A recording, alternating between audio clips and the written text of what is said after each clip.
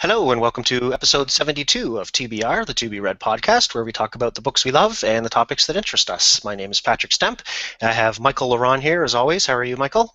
Great. Patrick, how are you this week? Good. And PT Hylton is joining us again this week. It's starting to become a habit. How's it going? It's going well. Welcome Thanks back. for having me back. Yeah, welcome back. It's always I'm trying to wear out my welcome. Well, you're not there yet. You're close, but not there yet. When we start getting bored of looking at your bookshelf behind you and trying to see all your cool books. So we are going to switch things up a little bit this week. We're going to start with our roundtable as usual, but we thought we might try something a little different, and rather than having a topic per se, we thought we might try to be a little topical and sort of curate some news, and so each of us has brought a couple items that have been in the news over the last week or so, and we'll talk about those and see how it goes. So we'll start our weekly roundtable. So PT, do you want to go first? What have you been reading? Sure. So I've been reading Shadows of Self by Brandon Sanderson, which is kind of, I guess, technically the fifth book in the Mistborn series. That's pretty cool because like the first three books of that take place in like a classical fantasy kind of setting, and then it jumps forward a few hundred years with all new characters for the fourth and fifth books, and it's like an early 20th century kind of setting. But like all the effects of the first trilogy are still felt, and the same magic system and all that stuff. So it's pretty cool. I'm greatly enjoying that. It's one of those magic systems that's like, I feel like I'm a little kid watching Star Wars or playing with my lightsaber. Like I can really imagine all the. After I'm reading the book, I imagine, ooh, if I had allomancy, I could totally jump over that building. Things like that. So that's good. I'm really enjoying that. And the other thing is I'm reading my way again through the Sandman comic book series. I'm doing a read along on my YouTube channel for that, where we're doing a different storyline each week. So we're on the seventh, I think, storyline. So we're getting close to the end. So that's fun. Good. Is that the? Did you get like, are you getting from the library, or do you have the series? Yeah, I have the absolute editions because I wanted to spend as much money as possible on the. So is that like the giant cardboard box that opens up and everything? Yeah. It's I originally had them on my shelf back here, but the shelf started to like sag, and my wife was like, "Dude, you got to take that down. That is gonna fall." So I don't even have a bookshelf that's big enough for them right now. I got to get. Sandman was one of my favorite comics back in the day. Like as they were coming out, it was great. Cool. I don't think I quite got it at all of it at the time. It would be interesting to do a reread now for sure. To understand some more of the mythology and stuff like that. Along with that, I'm reading a book that I'm kind of using for the read along. That's like it's a book of like really in-depth interviews with Neil Gaiman, where he kind of takes you issue through issue and storylines through storyline. Like there's a lot of the characters that are in the Dreaming and stuff like that are old 70s comic characters. I didn't even know. I thought they were just new to that for that series, but a lot of them are old classic comic book characters that I had no idea. That's cool. Was that Vertigo? Yes. Okay. So, but are they like Marvel characters? No, they're DC characters. They're like old DC characters. A lot of them are from like this old DC horror line, I guess, from the 70s that it's long defunct, but like Cain and Abel and Lucian and basically almost all the creatures in like the Sandman's Dreaming realm are old comic book characters. Huh, that's interesting. That's cool. I didn't know that. Yeah, me neither. So how about you, Michael? What have you been reading? Yeah, I reread a book, and it was a monster of a book, and that is Virtual Freedom by Chris Tucker. Have you guys read that? No. It is, I don't remember the exact subtitle of the book, but it's How to Hire a Virtual Assistant, basically to work for you. So it goes through, number one, why you need one, why you need an assistant. Number two, how to actually go about doing it. Number three, how to actually manage them. Number four, tips and tricks and strategies, and it goes into different case studies of entrepreneurs that have hired assistants, and it talks about the different kinds of assistants there are. Yeah, good stuff. I read this last year, but when I read it, I realized I wasn't at the point where I needed it, so I just kind of took it in and didn't really do much with it. But now I'm getting to the point where I'm going to need one, so I'm reading it and just really taking notes. So I'm finding it a lot more helpful the second read through.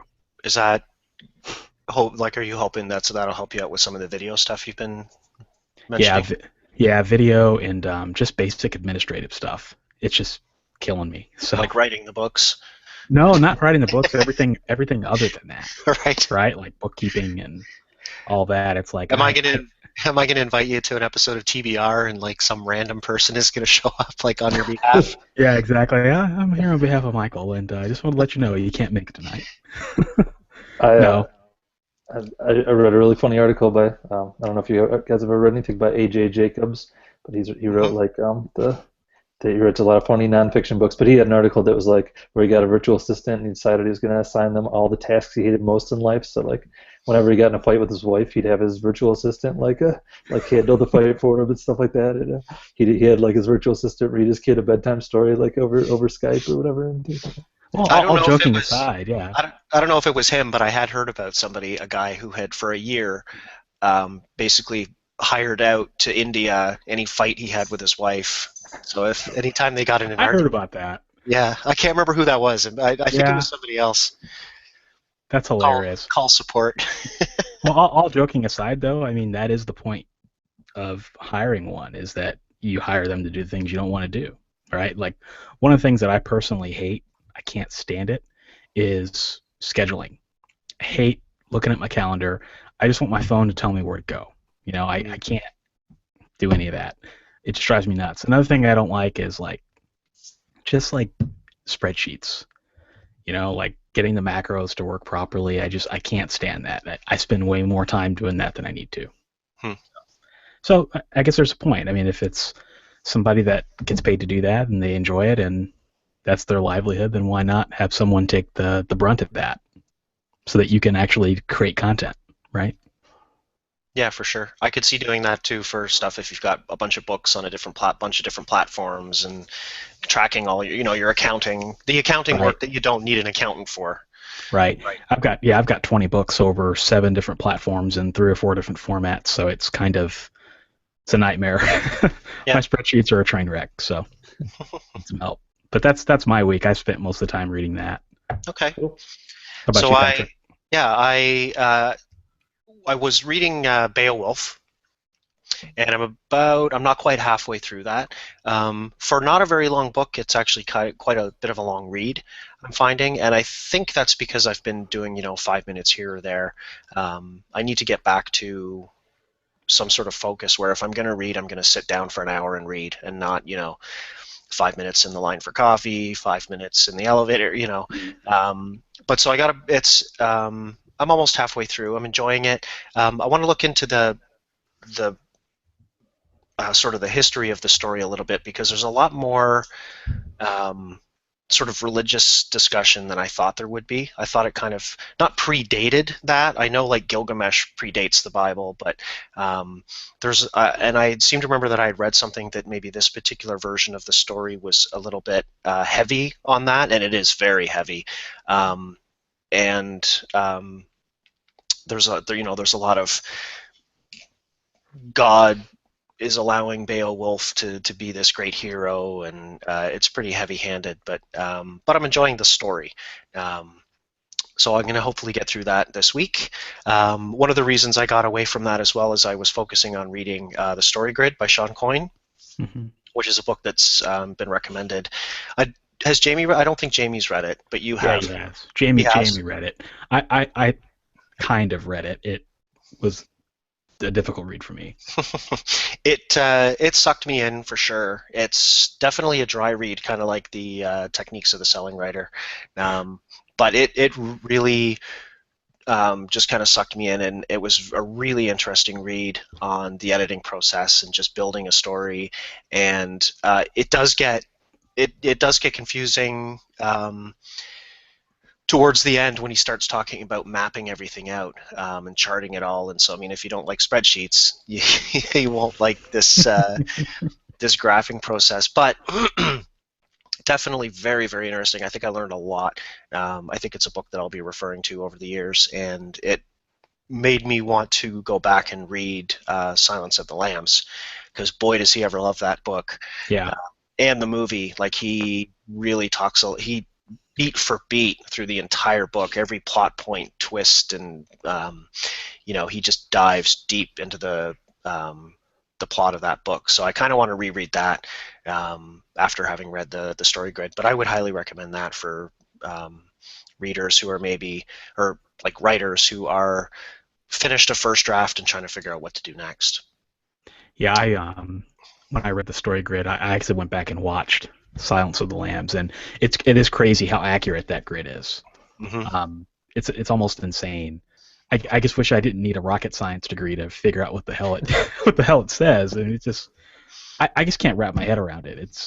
It's awesome. It's an awesome idea. I just implementing it's tough. I mean, because there's so many moving parts to his theory, but it's good stuff though.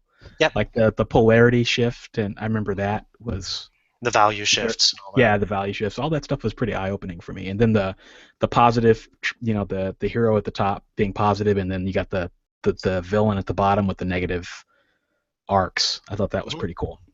Yeah, I think it's one of those books that you read it through, and you might take, even if you take something small away from it, it'll help. And then you can come back to it maybe a little bit later and pull something else out of it. And I got a lot out of it in this read. I enjoyed it a lot. And then I got a book from the library today that I've been waiting for, which is Under Major. Let me see if I can't even say this. Under Major Domo Minor by Patrick DeWitt. And I'm looking forward to this one. He wrote The Sisters Brothers. Oh yeah. Which was a Western, and I don't know if you've hit your Western reading. I know you're kind of working through the different genres, Michael, but when you hit Westerns, I would recommend The Sisters Brothers very highly. And so this is I think it's his third book, but I haven't read the first one that he wrote. So that came out just recently. I'm going to read that over the next couple weeks, and that's my week in reading. So we can move into our topic, which in this case is some news. And I had a guess that probably all three of us had the same news because it's new and probably caught all of our eyes around, yesterday or the day before. I think it was announced, and I'll see if I'm right. It involves Amazon. Yeah. Right. Close so far. PT is the item that you brought. Does it involve Amazon? No. No.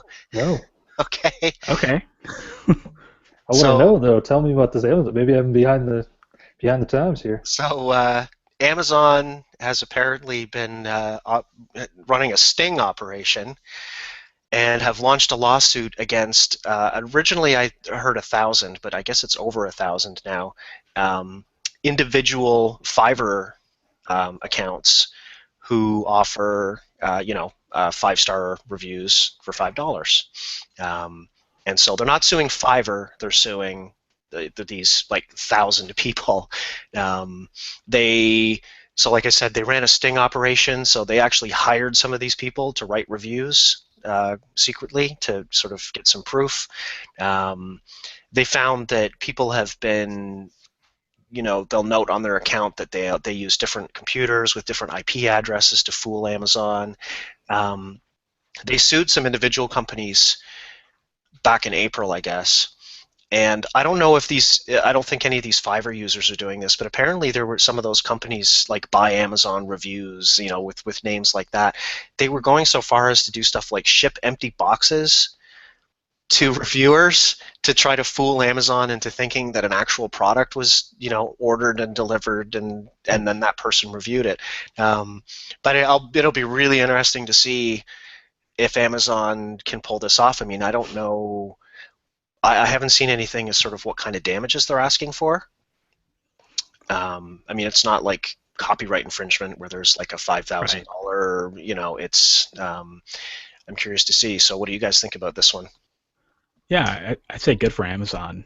Fiverr, you have to be careful with Fiverr because there's a lot of really good gigs and stuff on there, but there's some pretty shady stuff going on. So, yeah, I think good on Amazon for doing it. I don't know how successful it'll be though, because that's 1,000 people, right? I mean, most of those people probably can't even afford the legal fees. So you have to wonder if they're really just doing it to send a message. Well, and they don't even accept it in court. they don't even know who these 1,000 people are. All they have is usernames, right? Exactly. So the first part might be to force. Now, apparently, Fiverr is working with Amazon. Yeah, that's what the article So, said.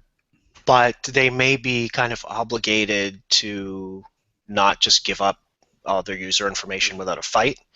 So that'll be the first part. That'll be interesting to see. Mhm. And then, yeah, I'll be curious to see what they're asking for. Yeah, I guess my curiosity is what law did these reviewers actually break? Because yeah, it's against Amazon's terms of service and it's against Fiverr's terms of service because Fiverr says in their terms of service that you cannot violate another third party's terms of service. But Right. what's the actual law that's being broken? I guess I never saw that in any of the articles. Yeah, I mean, it must have something to do. I know what they're saying is that they're degrading the customer's confidence in Amazon, in the reviews, and so there might be some sort of law behind all of that. I don't really know. Yeah, maybe like unfair competition or who Yeah, I knows? think something like that. there's definitely some truth to that too. It seems like I've been seeing more and more in booktube videos and book blogs and things like that. Whenever Amazon reviews come up, people are always like, I don't trust Amazon reviews. I never think they're real, which always is frustrating for me because I'm like, man, I worked really hard to get those reviews on my book. And Yeah. But if you look at, I think it's a great thing. I hope, because you look at reviews in a book and you right click and, when you find yourself looking into the reviewer, right, and you see that this is a person who has just 5-starred a bunch of books with the same, I saw one today. I can't remember what book it was, but this person literally copy-pasted the same text for like 100 different book reviews that they posted on the same day. This was a great book, fast-paced action, right?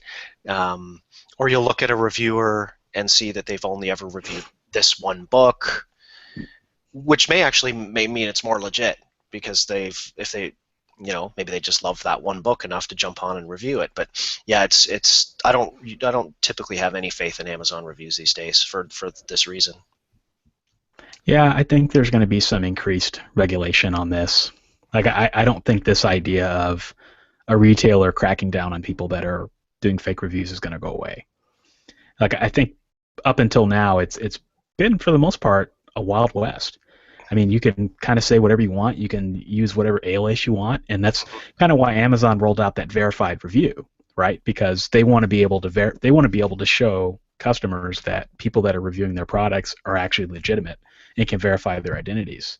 And for the most part, I'd probably say, I mean, I don't want to wager out any statistics, but probably over a majority of the people that leave reviews on Amazon don't leave verified reviews. Mm-hmm. And who knows, maybe that'll start to change. Maybe they'll start to really require you to be able to prove your identity before you can actually even get an account. They could, you would think that one easy way they could do it would be to partner with Facebook and make you log in with your, like a lot of sites do when you want to comment on a website, you have to log in either using your Facebook, Google+, Discuss accounts. So that'll be interesting to see what happens with this one over the months. Yeah, definitely. yeah, sure. So PT, what did you bring today? Well, I brought a little story about Dewey's 24-hour readathon. I don't know if you guys have heard of this or not, but Nope. took place last weekend, starting Sunday and starting Saturday and going into Sunday. But basically, what this is it's a 24-hour readathon where you're supposed to read as much as you can over 24 hours. It started in 2007 by this woman, this book blogger named Dewey, who I think in 2008 she actually passed away, and a bunch of her friends and stuff like that kind of kept the readathon going to in honor of her. But in kind of the book blogging world, I think it's kind of a big readathon, and it's been growing every year. And man, I just closed my thing that had all the facts about it. Hold on. Okay, so this year they had 2,008 readers. Actually logged into the site and recorded 24 hours of reading, and then they had hourly mini challenges. They had over 1,100 books were read, according to the people who logged in, and they had 120 prizes awarded. So I don't know if I could read for 24 hours straight. or anything close to it. I think at one time I probably could have, like in my high school days, I could have like. No, my eyes would start to bleed after like Yeah. 4 or 5 After about hours. 2 hours, I'd be falling asleep. Well, you could always switch to audiobooks. Once your I eyes start wonder. getting I wonder tired. if that counts. I listen to audiobooks at 3 times speed. Yeah. Yeah, it does. I saw actually one booktuber that I follow. She did like a live stream on YouTube of her listening to the audiobooks and like doing other things. So you could like follow her as she was reading and doing. It was kind of cool. Hmm. But, Yeah, that's for a really good cause. It's cool. yeah, kind of a cool event, I think. Okay. So that's all I got, man. I'm tapped out. I feel pretty weak, but I only brought one story.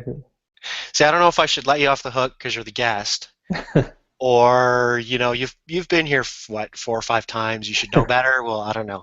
It's There you okay. go. We're not the welcome. If you see me looking down, I'm definitely not looking up more news stories. What else do you have, Michael? Okay, I have court rules that Google Books is not copyright infringement.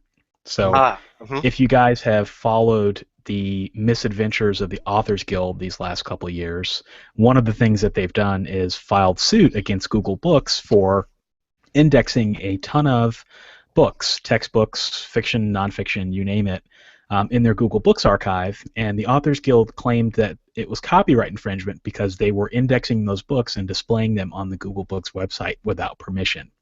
So the court basically looked at the fair use doctrine, at least here in the States, and basically, the fair use has 4 different tenets. One of those is if it's nonfiction and if it's for educational use, whether it's for commercial use and a couple of other things. And the court basically ruled that the Authors Guild was wrong, that Google Books was not copyright infringement because the intended purpose was for nonprofit and educating people and making information available. So I think that's a pretty big deal considering all these lawsuits that the Authors Guild has filed in the last couple of years. And I hope that the courts uphold it. And that reminds me of something else I'd been looking at last week, and I'm sure that it's probably related. I don't know if you've ever seen the Google Books Ngram viewer. Mm-hmm. Yeah. And that I was playing around with that a little. That's really cool. So for anybody who doesn't know what that is, it's a tool, and let me see here. It's just at books.google.com/ngrams, NGRAMS, and you can put in a word or several words or phrases, comma separated, and it will chart out for you that word or those phrases against each other as far as how often they've been used over the years and when they started to gain popularity. And it's specifically under the books.google.com. So I mean, I'm sure that's how they're doing it. They've got all these algorithms analyzing when a book, when they see a word being used for the first time and how often it's used in books based on publication date. And so it's a really cool tool. So especially if you're writing something that takes place in the 1830s and you could, and would my character say cool back then, pop it in and see, Yeah, I know what I'm doing this weekend. I'm going to play around with that thing for about 14 hours. It's pretty cool. And that was actually one of the subjects, not specifically, but it was one of the hot button issues was the search function, which is linked to all those algorithms. And it says here that both the search function and the snippet functions were deemed to be fair use. And it was based on those 4 factors, which is the purpose and character of the use, including whether such use is of commercial nature or nonprofit educational purposes. Second one is the nature of the copyrighted work. The third one is the amount and substantiality of the portion used in relation to the copyrighted work as a whole, a lot of legalese. And then number 4, the effect of the use upon the potential market. And so they found that it was not an infringement because academic researchers could actually type in and use the Ngram viewer and use the search function that would chart all these different things, and it would give them ideas of things that they could research. So the purpose of it was for good. The guild just seems to focus on the wrong things, don't they? Like unless somebody's like blatantly plagiarizing, publishing, and making money off your work, who cares? Yeah, they're just killing money. I don't get it. Like they're just spending all this money on stuff that just, the only thing that they've done in the last year that kind of, maybe, sort of, possibly could bring about some good is the Fair Contract Initiative, right? But even they're doing that for the wrong reasons. So I don't know. I just don't get the whole let's litigate against Amazon derangement syndrome thing, Mm-hmm. But that's just me. So I've got one here. I came across a new book club app, and it's in beta right now. I think it might be a closed beta. It's called Novellic, Novellic. And and that's where the website is too, novellic.com. I've actually signed up for it to see if I can get in there and check it out. It's a book club app, so it looks like they want to match people up who enjoy the same things and get them reading the same books. And it sounds like maybe they're trying to to compete with Goodreads a little bit. So that'll be interesting to see what happens with that. Like I said, it's in beta right now. I don't know if they're planning on actually selling the books or making them available through Novellic. I mean, I can think of a few different ways they could do that, right? Like if you paid a subscription fee, and that means you get to read one book a week, whatever book the group votes on. Maybe if you could be in a couple different book club groups, but I could see that be something for us to keep an eye on, and a good new way for readers to find other people that like the same things they do, and that sounds pretty cool. Yeah. Sign up for it. Go to that website and sign up for it, and wait for an email that says that you've been accepted to test out the app. That's cool. Yeah, it's about time somebody starts competing with Goodreads. Especially now that Amazon owns them. Yeah, it's kind of pathetic. It's like they should have. I just feel like Goodreads should be so much better than it is. So maybe some competition is a good thing. Mm-hmm. What else do you have? Let's see. I have one. I'm going to pull up the headline, though, because I have to read the headline because it doesn't make sense. It's not as funny if I don't read the headline. Okay. Scientifically proven, almost. Ebooks damage sleep, destroy brain cells, and make dogs sleep with cats. So this isn't from our favorite blogger, is it? No. No, thank God. Okay. No. Thank God, no. Because I specifically, I'll just throw this out there, when I was kind of going through, because we talked about changing the format, not permanently necessarily, but just trying it out. When I was bookmarking websites, I specifically went and found that one, and we're not going to talk about what that is, but found it so I could make sure I remembered not to bookmark it for any kind of news going forward. Yeah, that's the site we don't mention. Anyway, sorry, go ahead. No, this was actually an article that was written 2 years ago, on Teleread. If you guys have followed that, they follow the book industry and publishing. But they did another article this week that kind of referenced back to it, and it's this idea that using devices or cell phones or tablets or any kind of device that emits blue light an hour before sleeping can actually inhibit your sleep cycles. So I'm not entirely sure on the scientific portion of it, but it has something to do with the blue light, and I guess it blocks the melatonin, which helps you fall asleep at night. And so there was this really interesting infographic on here. We can see it in your glasses. Okay, yeah, I'll lean in closer to the camera. But it's interesting because everyone has devices these days, right? And it said that 49% of selected student respondents said they felt exhausted, but not from physical activity. And then it said that 51% of the people that they surveyed among college-aged adults had negative sleep experiences, one of which is 51% report rarely or never getting a good night's sleep, 60% report waking up without feeling refreshed on a daily basis, and then 66% report driving drowsily daily. Holy crap, right? I think that's interesting, like the idea that our devices are actually affecting our sleep cycles. Maybe that's true with me. I don't know. Well, and I've heard this before too, and not just with phones and laptops. I mean, so it's not just e-readers. It's why they say you shouldn't have a television in your bedroom. Right. And turn the laptop off. And I was thinking about this. It was last night or the night before. I was thinking about that I would be better off shutting down all of the screens at 10 o'clock and reading a book for an hour before bed. Yeah. I kind of wonder. I'm going to make an assumption that you would probably not have that problem if you were using an e-reader like the Kindle Paperwhite Right. or the Kobo. That's not a glowing screen. It's specifically designed to look like paper. But then maybe it would be a problem if you had the one with the light in it. Right. Right. Yeah, that's the. Go ahead, PT. Yeah, it does seem a little unfair to call out e-readers in particular because how many people Right. check Facebook the very last thing before they go to bed and Yep. or the first thing in the morning or whatever when they pop up. Yeah, I think could be a little more specific. It's phones. It's a specific type of screen, right? Phone. Right. It's an LCD screen right, that emits blue light. Right. It's the blue light waves. But the interesting thing too is that Teleread, because I mentioned this article is 2 years old. I'm not going to hide that. But Teleread did another article this week that talked about another study that might say that that's being thrown out the window. Now I don't think the article was that journalistic. There were no sources in it or anything, but I just thought it was interesting because they linked to this old article. But they said something about surveying or studying cultures.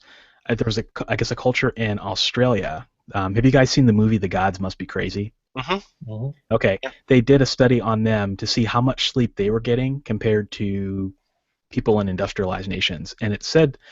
And it wasn't much scientific evidence to back it up, but it said that it was about the same, wasn't it? No, they said that the Aborigines were getting 1 hour less sleep per night. Okay. And so they're saying, well, if that's the case, then what is really the impact of phones, right, or devices or screens? Like, is it just that, or is it a number of factors, right? Is it the sleep? The fact that we're not getting that much sleep to begin with, is it work? Is it diet? I don't know. I just think there's a lot of things you have to ask when you think about that. I think I had seen maybe that article or a different one. One of the other things they mentioned is that group of people doesn't nap, which is something they noted that was different between our cultures as well. Yeah, that was one I had. Which is sad because naps are awesome. Naps I love are naps. awesome. Ever since I had a kid, I haven't taken a nap in like a year. I miss them though, man. So I'll mention something, but we probably won't talk about it too much. But a lot of the news over this past week had to do with the Frankfurt Book Fair. That's right. Which I've never heard of before. So I thought I'd mention it because it sounds like, I guess it's this worldwide thing that happens. All the publishers go to Frankfurt and have this big book fair, and so next week, I normally would mention this at the end of the show, but next week we have Mark Lefebvre coming on for our sort of usual Halloween talk. But as he is with Kobo, that might be something interesting to ask him about too, is this Frankfurt Book Fair and what it's all about and his experience there. Yeah, it's interesting, all the stuff that comes out of that. I thought for a second, Patrick, you were going to say, and next week we'll be going on site to the Frankfurt Book Fair. Yeah. That would be nice. Road trip. Yeah. So I think one of the news pieces that came out of that book fair was that 300,000 new titles have been added to Overdrive, and excuse me, for schools and libraries, and it includes a lot of major publishers, Penguin and Random House and things like that. And they also noted that they've added a whole ton of comics and graphic novels. Not just regular books, which is interesting. So Overdrive is growing by leaps and bounds, which is great. Yeah, Overdrive is growing like crazy. Another news item that came out of the Frankfurt Book Fair was that Amazon Crossings has opened up their editorial process to indie authors, which Amazon Crossings is Amazon's foreign translation imprint. Now, but I think what they're looking for though is non-English titles to have them translated into English. They weren't very clear about that when they first announced it, but I think that's what they're looking for. But it was a little misleading too, because I think they also said they're doing this in order to get more access into some of the foreign markets, in which case you'd think they'd want to translate English books into those markets. I'm not sure what they're doing. Yeah, it'll be interesting to see what happens with that.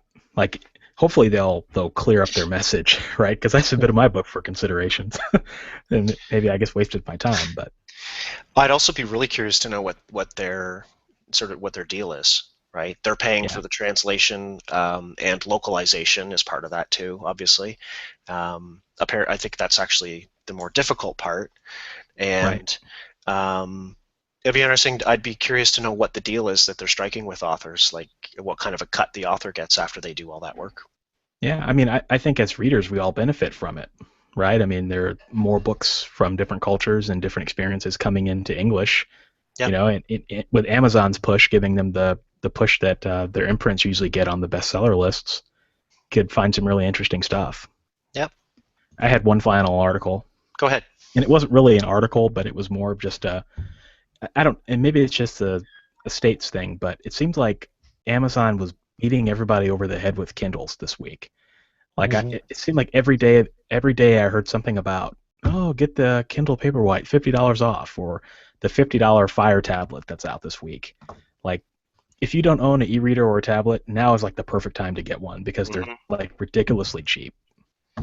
Yeah, we were Anita and I blogged a little bit about that over on Frog Burps, because they've also at the same time they released that $50 tablet for, in quotes, adults, because you could very easily, for $50 you could hand it to your kid too. They also released a children's version that comes with a free year of their service. I can't remember what the service is called, but basically it's like a channel for books and videos and stuff for children. So it's curated by Amazon. And I think they get all the books they can read and videos they want to watch on this thing.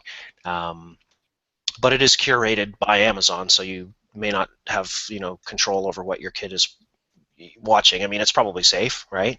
So we were back and forth talking about, like, would you rather? Well, the other thing that children's version comes with is like a 1 year or two, I can't remember. Like anything happens to it, Yeah. replacement guarantee, no questions asked. And the question that we were kind of asking is like, do we want to teach our kids that these devices and this technology is that you can be kind of careless with it? Like if you drop it in the toilet, Amazon will send you a new one. Yeah. If you don't put it away carefully and the dog eats it, that's okay. We'll just get you a new one. We're teaching the kids that this technology is throwaway. And one of the reasons I was thinking about that was because I had just read an article, I think it was on CNN, but it linked to a company that's doing all this work to show just how much crap comes out of the earth and goes into making laptops and cell phones. And there's this lake in Mongolia that's basically like a sludge lake, because that's where a lot of these minerals are being pulled out of the earth and refined. And it's just this black lake of sludge in the middle of Mongolia that, every iPhone produces, however many liters of this gunk and garbage that we don't see. Yeah. Wow. Hard to think about. But now's a good time to get an e-reader. Yeah. But yeah, I think that is something that as parents we should be teaching our kids, is like, because they're everywhere now, right? And if you break your iPad, sorry, but you don't have an iPad anymore. Even if it does only cost 50, iPads will never cost $50, but yeah. Well, it's not inconceivable that 2 or 3 years from now, devices are going to be significantly cheaper, right? You'll be able to get, the equivalent of an iPhone or the equivalent of a high-end Kindle Fire tablet for $20, right? That's coming. But that's, we really are. How many people line up for a new iPhone after only having their current phone for a year, right? What happens to that old phone? Does it get it either gets recycled or resold to somebody else, right? Right. But really, how much of these things are we able to recycle? There's a cost there that I don't really think we hear a lot about when people are so talking about global warming and the environment and all these things. You don't hear about, at least I haven't. They mostly talk about car exhaust and stuff like that. You don't hear about the cost of our devices, because I'm pretty sure if you tried to take Facebook away from people, it would be like dealing with the NRA. You can take my Facebook when you pry it out of my cold dead hands, right? You're not taking my cell phone, right? People don't want to hear about that because they're too attached to these things. Yeah, well, it's just like people don't want to hear about, they don't want to, they'll eat a steak, but they don't want to see the cow get slaughtered, right? It's kind of the same thing. But I read somewhere that it's actually pretty dangerous, like the whole act of actually salvaging a cell phone because of like the cadmium and mercury. I don't know if there's mercury in cell phones, but like dangerous chemicals that are in the batteries and things like that. So it's definitely like a seamy underbelly industry out there. Yep. On that happy note, so I've got a couple things I thought I'd go over real quickly. Anybody seen Goosebumps in the movies? Were you guys big Goosebumps readers when you were kids? Yeah, I haven't seen the movie, so. No, I haven't seen that either. So I think it is out now, and apparently it's doing really well. So that's good news. Yeah. Nice. And then I think the last thing I was going to run over was just sort of the top books that have come out this past week, because it's kind of weird. So apparently the top book that came out this week was Rick Riordan's The Sword of Summer, Magnus Chase books, which is kind of weird. Not weird. I mean, but he's the guy who wrote the Percy Jackson books, right? And so he's got this great series based on sort of the Greek mythology, I think it was, and now he's I'm going to read the first book in the series because I want to see how closely it mirrors the other, because it sounds like what he's done is taken the same story and put Norse gods into it instead of so he's picked a different mythology, but it sounds like the story's probably pretty close. And it's weird because some of the other big books that came out was Stephanie Meyer's, I think, 10-year anniversary version of Twilight, with the life and death on the flip side, where it sounds like she literally searched and replaced all of the he's and changed them to she's, and she switched the gender of every major character in the book, basically. And it's Twilight, so of course a lot of people love it, but a lot of people are also sound like they're kind of ticked off that how kind of cheap it seems. And so another weird one is Harry Potter and the Sorcerer's Stone is in top sales right now. And I think it's because they re-released it with a new cover, new artwork. Yeah, I think I've seen it. It's pretty cool. It's like really big, and it's like illustrated with. It's a pretty book for sure. So it's just funny because you think, as a reader, that's great. If you're one of these people who wants to have that version, and there's a new cover for my favorite book, I'm going to go out and get it. As a writer, you kind of would get frustrated to say, like, can you stop releasing the same damn book with a new cover? Because then maybe people might read something other than Harry Potter for once. The Martian is still in the top 10. So that's interesting as well, and I'm sure that is in large part, well, aside from the fact that it's a fantastic book, I'm sure it's also in part due to the movie coming out a few weeks ago. Have you seen the movie yet, PT? I have.